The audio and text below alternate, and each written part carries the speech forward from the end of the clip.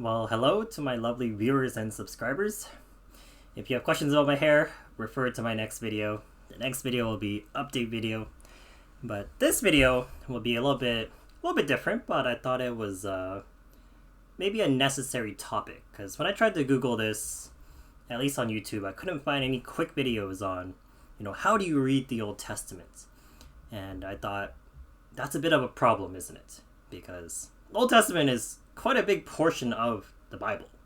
And for any Christian on the Bible reading plan, you're going to have to go through the Old Testament. And so how do you read the Old Testament is what I really want to answer and recommend one book that will hopefully help. So I'm not going to give a full review of this book, but I did find it very helpful. So the book here is called Epic of Eden, a Christian Entry into the Old Testament, and it's by Sandra L. Richter. And this was a book in my Old Testament theology course, and I found it was a very helpful book for me because if you ask me too, when I read the Old Testament, how did I understand it? And honestly, I didn't really. Because I think if you go into the Old Testament, it's just hard to read. You don't understand the full cultural context, the historical context, how far removed we are from it. And generally you think, okay, well, the whole Bible points to Jesus, but then as you read the Old Testament, you're a bit confused. It's like, okay, I can see hints of like a foreshadow here to Jesus, but then how about the law? How about these other strange stories, right?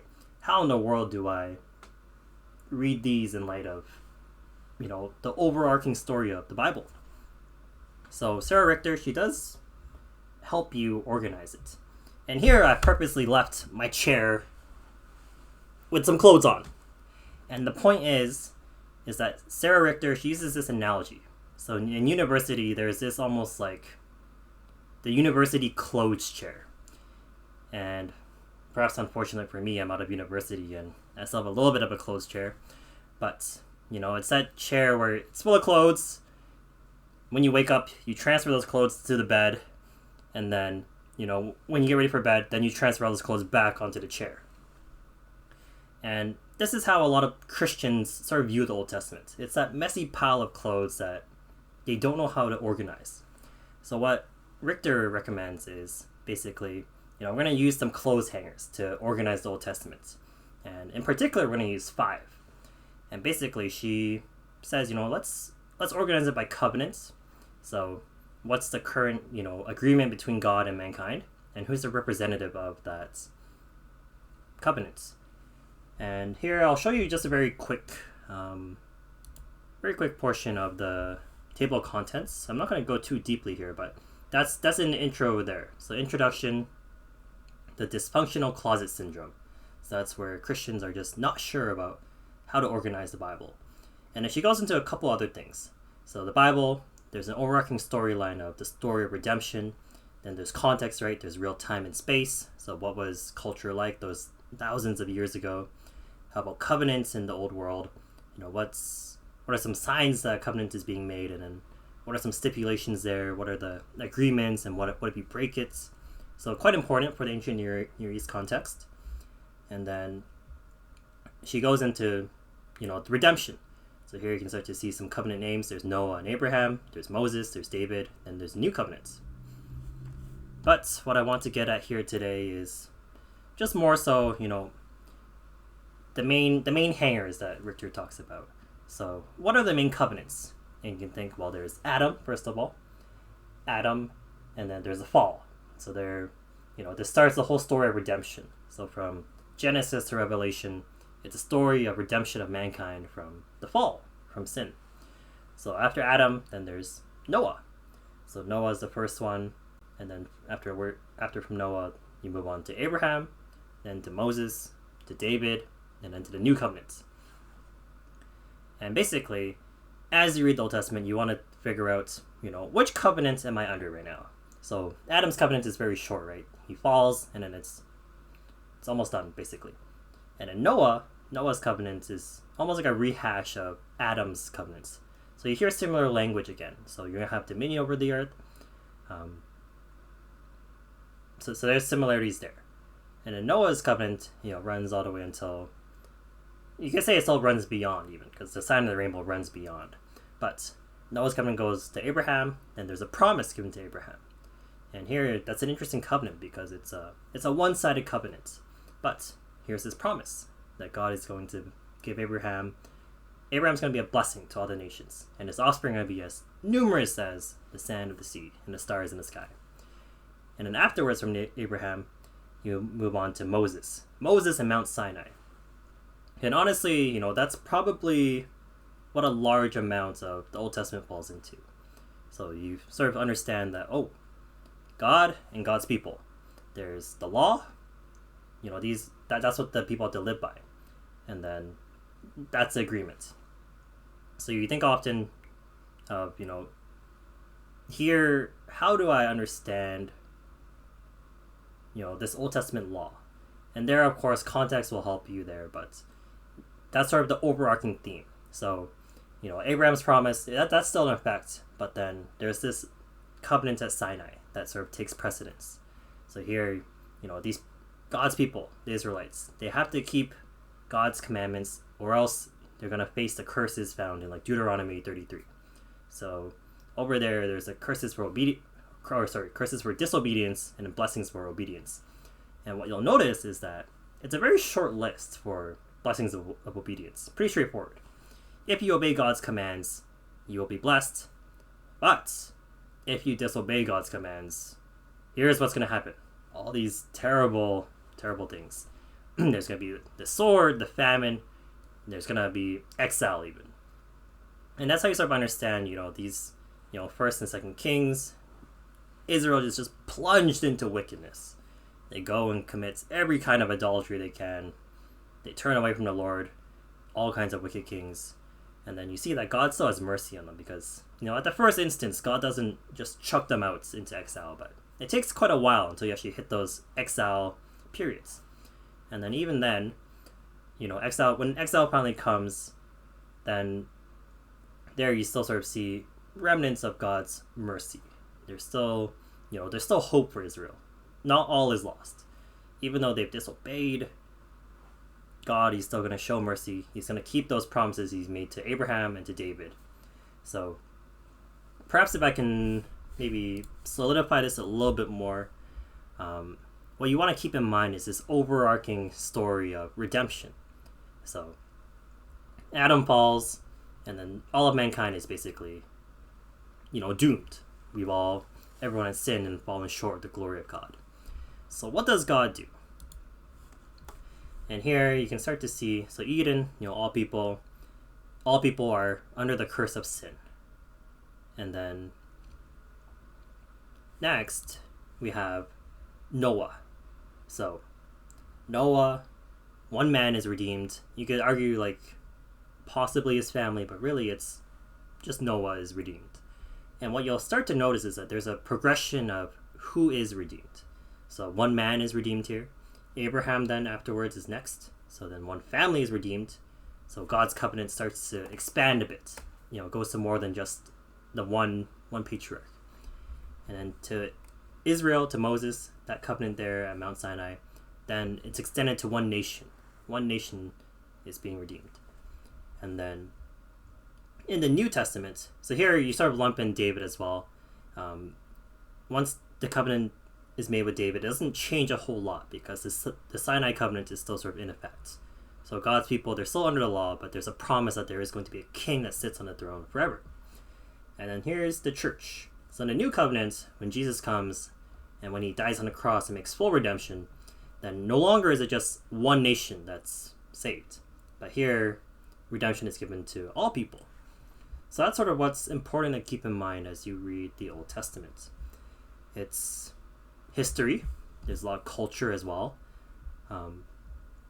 But, how is the story of redemption progressing, and what is the current agreement between God and mankind?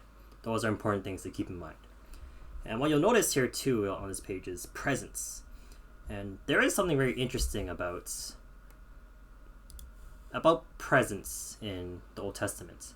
So back in the garden, you'll see that God, he walks with man in the garden, and then once Adam sins and falls, then man is cast out of the garden. Man is cast out of the presence of God. Man cannot even draw near to God because of sin now. But what you find is that God slowly begins to start to dwell with his people again. So with the nation of Israel, because what you'll find is that God makes appearances to Noah, to Abraham, but then God doesn't dwell with the people, not until at least Israel. Once Israel starts to make this tabernacle, then God begins to dwell with his people to some extent. And what you'll notice in a tabernacle here from the book is that you gotta be alert for squares. So if there is a holy shape, we think of the Trinity, the triangle, right? Father, Son, and Holy Spirit. But where God dwells is actually in a square. I hope I made a square or not, but a square. That is where God dwells. So the Holy of Holies, if you read the dimensions, and of course when we read like the tabernacle dimensions, everything's just glazed over, right? Dimension this, dimension there, length here, width, height, whatever, man. I know, we also glaze over it. But if you actually pay special attention to the Holy of Holies, you'll notice that it's a square. And then the special space in the temple as well. Where is the holiest of holies in the temple?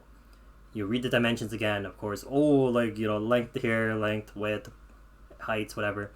But again, the Holy of Holies, it's another square. So there, it's a bigger square even. God is starting to dwell even more with his people. So redemption is progressing more, outwards even, if I could say that way. There's a more full way of redemption. And the analogy that Richter uses is like, if someone went hiking in the Grand Canyon and they took a terrible fall, you can't instantly heal them. There's this process of bringing them back to the hospital. So that's sort of the analogy of like these covenants. There's a progress in redemption. So you have to first, that person, you have to airlift them out of that ditch that they fell into, bring them into the helicopter, and then you fly them all the way to the hospital. Then they can receive care. So likewise, with mankind has fallen. Mankind is, in disobedience and rebellion against God. So there's a progressiveness in this redemption of mankind. Anyways, where was I going with that? So here, the tabernacle, small square, the temple, a bigger square. Then once you get to Ezekiel sees his vision. And there's a bigger square, what you'll notice. God has begun to dwell even more with his people. There's a bigger square. And then in the New Testament, what's surprising is you find God incarnate. You find Jesus coming in the form of a man to make full redemption for the people. But of course, that he's not dwelling with them permanently. So the thing that Ezekiel's vision points forward to is Revelation. Revelation, what you'll notice is the city is, what shape is it? And the dimensions there, it's special because you read it and you notice that it's one gigantic square. There's no temple part of the city. The whole city is a square. And what that points to is God's dwelling place is going to be with man. So it's not just a special spot reserved for, the holy saints or whatever, but in God's city, in the new heavens, new earth, it's going to be one giant square. God is going to dwell with his people. And that's where you see the full picture of redemption. So redemption is no longer limited to just, as I showed in that picture before, one man, one family, one nation, but now it's extended to all people. And there in Revelation, we hear time and time again, people of all tribes, nations, and tongues, everyone who you can't even number anymore. That's who is going to be saved. So that's sort of what you have to keep in mind as you read the Old Testament, and hopefully it helps a little bit. There's a lot I haven't actually covered from this book because I think what she talks about, patriarchy, the patriarchal leadership, and even how important that patriarchal head was in the ancient Near East culture. That's a significant part. That's why there's always that male kinsman redeemer. That's even why, Christ had to come as a man to redeem his bride. There's a lot of significance there. So part of it is understanding the culture and history, but to keep things simple, it's really, where are you relative to the whole storyline? Fall, how much progress has been made in redemption. What is the current agreement between God and man? And then how much of God is dwelling with the people, in one sense. I think that's what you also want to keep track of as well. So the New Testament, it's a bit more straightforward. I think we understand that, it's addressed to the early church, and then here today we can see the church is composed of not just one nation anymore, but of all people. But the Old Testament, you do have to think, I gotta organize my clothes into, here Noah's covenants, here under Abraham, here Israel. So hopefully with that in mind, it will help a bit. Of course, I think, prophetic literature and poetry, that's still confusing. There's some obscure references here and there, right? Poetry is not always the easiest to understand, but hopefully that helps a bit. And hopefully, as you read more of the Old Testament, you start to piece it together, right? This prophet is speaking during this time, during First and Second Kings, or during Chronicles, during this period. Is it pre-exile or is it during exile? So where are you, basically? That's what you want to figure out as you read the Old Testament. And if anything is confusing, that's what you got to figure out first. Same as if you're just lost somewhere. You got to figure out, where am I? Where do I need to go? So same with the Old Testament. Where are we currently in redemptive history? And what's the agreements? And then where is it heading and moving towards to? So I hope that's helpful to some degree. If it's not helpful, just drop some comments so I can try to be a bit more clear. That's what I'm hoping to do. But I hope, that you do enjoy the Old Testament, because it's just such a rich part of the Bible. If we just stay in the New Testament, plenty of gems there, but even more gems in the Old Testament, because, the two feed into each other. There's so many references back to the Old Testament, and so many just foreshadows of Christ and just God's mercy and steadfast love that just, even though there's human rebellion and sin time and time again, God's steadfast love, you just see it shine through all the human darkness and sin. So to understand those stories in their context, see how it's already pointing towards the gospel, foreshadowing the gospel, you just see so much more of God's goodness. If this is who God was in the past, this is who God is going to continue to be in the present and in the future. So I hope that's helpful. And again, if there's any other comments or questions, just let me know. I'll be glad to answer them. If you give me a very technical question, I'll do my best to answer it, but I hope this video has been helpful. So thanks again for watching, everyone, and grace to you and peace.